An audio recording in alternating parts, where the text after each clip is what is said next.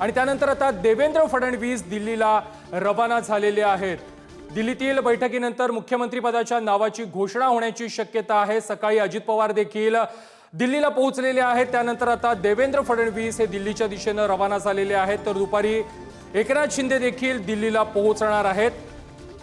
शिंदे, फडणवीस आणि अजितदादांची संध्याकाळी अमित शहा यांच्यासोबत बैठक पार पडणार आहे आणि या बैठकीनंतर मुख्यमंत्री पदाचं नाव घोषित होण्याची शक्यता आहे।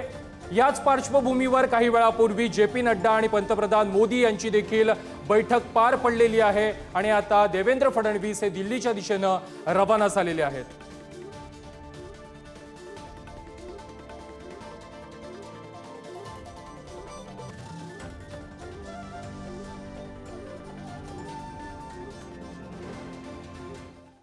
Dum dum dum dum.